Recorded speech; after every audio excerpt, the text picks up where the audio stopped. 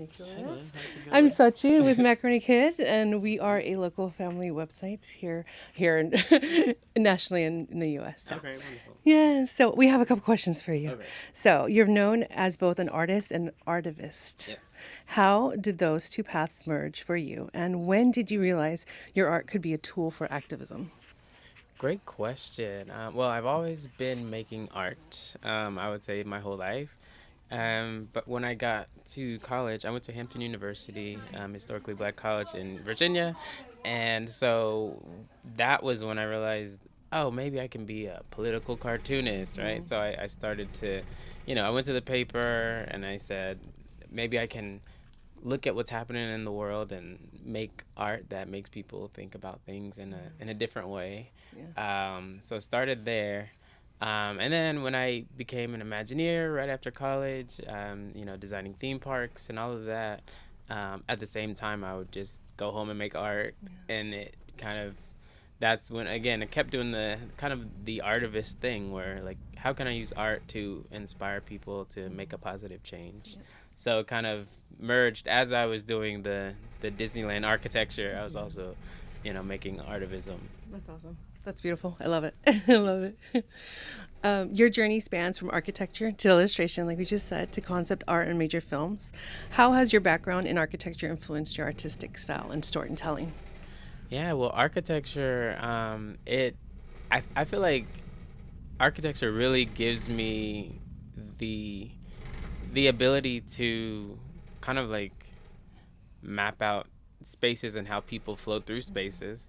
But then as it relates to, like, I started, doing a lot of work with Ryan Coogler, doing kind of concept art for some of his films, and especially Wakanda Forever. And as I'm working with Hannah Beekler, who's a production designer, I'm now using my architecture background to kind of figure out how I can lay out environments, how I can place the characters into certain scenarios from the script, and to get an idea of, because for concept art, like, we just want to get an idea of how the scene is going to play out, what it's going to look like before all of the production starts. So yeah, I feel like it's all helpful for Wakanda Forever. I even used some 3D modeling tools and help put together a little bit of the space. That's awesome.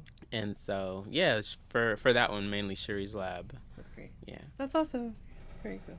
Very cool. Let's see. So your work with Marvel and Black Panther, Wakanda Forever, and Ironheart has inspired millions. Can you share what it meant to you personally to be part of that creative legacy? That was I feel like it was once in a lifetime thing, but it's like once in a lifetime things that keep happening over and over. I love it. Yeah, That's so good. it's special because I grew up watching X-Men and trying to draw the comics and all the X-Men and stuff like that. Um, I I love that there are now shows like Ironheart. Different Wakandan shows where young black and brown kids can see these superheroes that look like them, and feel that sense of pride, and especially for the Ironheart piece, to be able to do a poster for that. Yes. Very special. It's beautiful. Thank you, thank you. um, I just love that. It kind of goes along with the portraits that I will typically do in the artivist space. I love creating these, kind of painterly portraits that usually the character is looking at you, and you kind of get a glimpse of, like, who this person is beyond the superhero. Who is the person? That's great. Yeah. I love that. I love it. Yeah. Yes, we all are. Yes, yes, yes. I'm all So let's see. Many of your picture books center around empowerment, identity, and representation, which is amazing. What we need. What motivates you most when you sit down to tell your story to young readers? The thing that motivates me most, I don't know. I would say, well, I have a 5-year-old, and I really I really want him to grow up in a world that is inclusive Mm-hmm. and diverse, and Mm-hmm. really shows humanity as it is, Yes. collectively.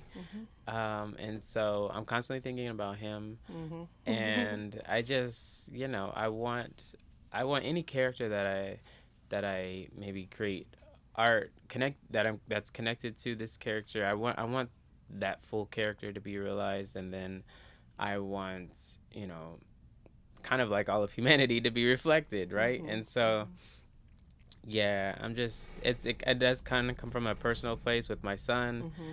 and just wanting him to be able to grow up having more characters like that to see. And um yeah, that's it. It again, it all ties back to the artivism for me, and Yes. how we can um just understand that we're all in this together. Mm-hmm. We're not, there's no reason to divide each other up. How can we, work together collectively? Exactly. Yeah. Yep. Exactly. Thank you. That's amazing. My son is 6 as well. 6, Oh, and cool. so Hmm. I understand, and we Yeah. want to make this world a better place for them. Yeah. Hmm. That's what we're here for. So let's see. You've collaborated on powerful works like the 1619 project, Born on the Water, and I Am Ruby Bridges. Hmm. What do you take away from most of those collaboration experiences?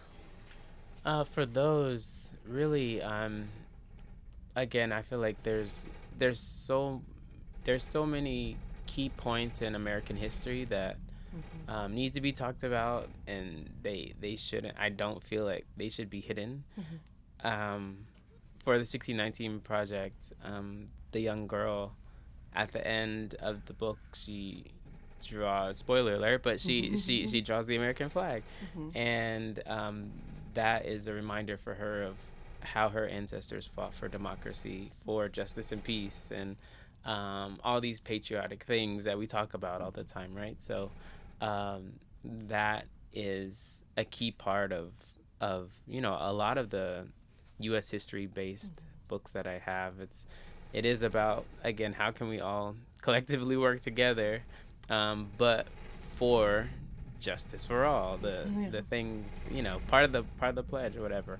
It's that it's Ruby Bridges, um, being that brave little 6 year old Mm-hmm. who was able to be that first kid integrated in public schools. Like, when you see these concepts and these stories in picture book form, you realize, like, for one, how silly it is that humanity would split each other up. Why?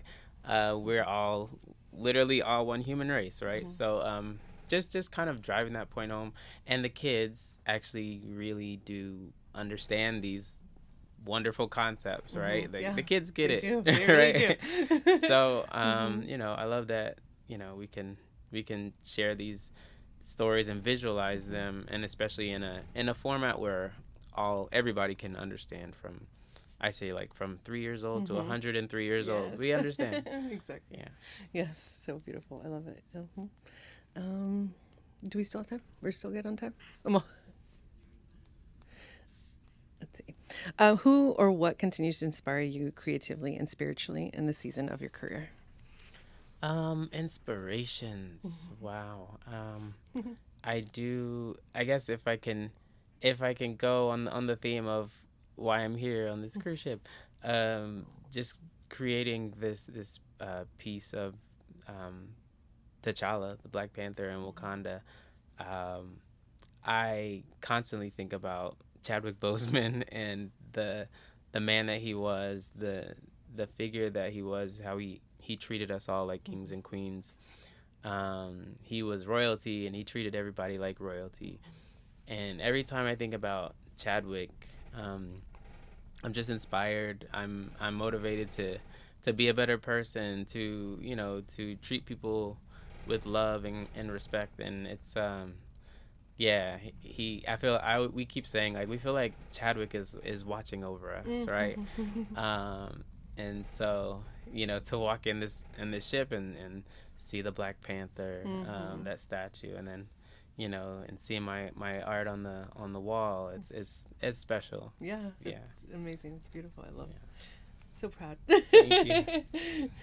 For young artists who want to use their voices for change, what advice would you give on balancing artistry with activism, artivism? Well, the first thing that I usually tell young creatives is, well, first thing I ask is raise your hand if you're an artist.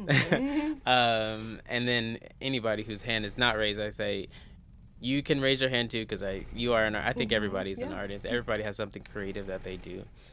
So I try to tell the young folks, like, hey, take that creative thing that you do and then find something that needs to be fixed in the world, something that's not working right, the broken bones, right? Combine those two things together, and you will make some artivism. You will make something that is creative, that can change the world. So, I love it. Well, thank you. thank I you. This was appreciate you. wonderful. Thank Thank you. you.